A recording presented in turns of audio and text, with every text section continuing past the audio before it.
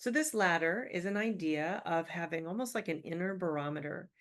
We wake up in the morning and all day long we are navigating or moving up and down our internal ladder.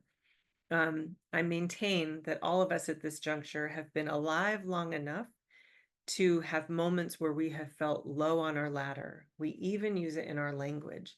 I feel low, I feel heavy, things feel dark. Imagine this ladder that resides in you almost also resides in between like two mountaintops. The bottom, the walls feel like they're closing in. Things are dark. In this case, very little sunlight can get down here. And it's when we're in the depths of this darkness that we might say there's no way out. We might feel despair. Um, and, this again is almost like a continuum. Well, a little above the experience of despair can be experiences of like anger or resentment. Anxiety lives down here. As we move up our own ladder, we can experience irritation and frustration, which I would say is not as intense as anger or resentment. It's not great. It's workable though, or it's livable. The indicator here is what level of our ladder has us being kind of taken out of our leadership. If we are very low on the ladder, we are not as, our capacity for leadership is diminished. That's the point of this visual here. And as we go up our ladder, we can start to feel things like optimism. Higher up on the ladder, we can feel enthusiasm. This is where creativity and innovation live, higher up on the ladder, and that kind of like above the mountaintops, if you will. And at the very top are things that we're all seeking: peace of mind, joy, insight, new ideas, and fresh and new novel ways of approaching things that are insightful. The number one quality that supports, and I've been doing this now for 10 years, I've put money on this, that supports most of us humans moving up our own ladder, is curiosity. It's helium. Consider that curiosity is helium. And the number one thing that pulls us down on our ladder will be judgment. It'll be judgment against ourselves or another person or a situation. So again, in relationship to the tolerance for ambiguity, we want to start to see how and where does it show up, and what's the quality of that tolerance or lack thereof. As you'll see with this visual on the right, this is an indicator of every single human being has this kind of inner barometer, and all day long we are in different places in our leadership.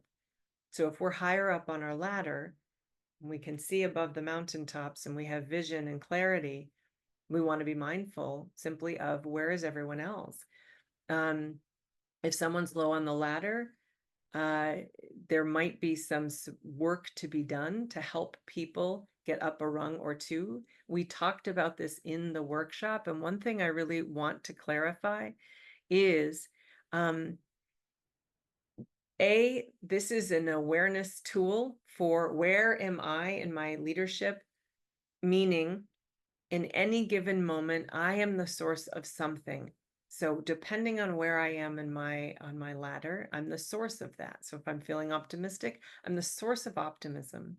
Well, we might come into the office and somebody is way lower on their ladder. They're frustrated, irritated, maybe they're even resentful. So what we'll want to be aware of is not only where we are and where they are, but the opportunity to be invitational, to see and get really, really curious. Again, curiosity is helium, but also acceptance. Acceptance is highly curative here. So if we're with a colleague and they're irritated, frustrated, et cetera, and that might be sometimes their modus operandi, maybe they show up that way a lot, we want to simply become neutral, accepting, and remain where we are. So when I say we want to meet people where they are, what I really want to say is we want to accept where people are. We just simply accept they're down here, and that might be kind of their set point or their general way of being. With high levels of curiosity, we can, and this is part of the feedback, which I love this imagery, we can lower a rope down and invite them to one more rung. And what would that look like? It would look like high levels of curiosity and empathy. I notice you're really irritated and frustrated in this moment. What do you need? Neutral. This person may not know A, where they're at, so they're like, what do you mean? Or B, they might not know what they need. It will never be your responsibility to get them up their own ladder. It is not your job to work with them on this. They might say to you, I really need you to hear me out. You need to check inside and see how much space can I hold for this person in this moment. I have a meeting in 5 minutes I got to prepare for. I really hear that you need someone to talk to. Right now won't be a good time. What else can I do for you?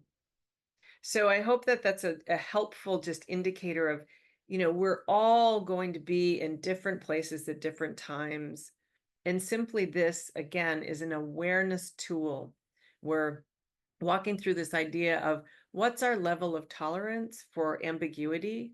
And if we slow down, we recognize that ambiguity is everywhere.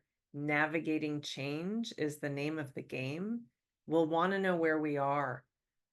And we'll want to know because we're always the source of something in any given moment.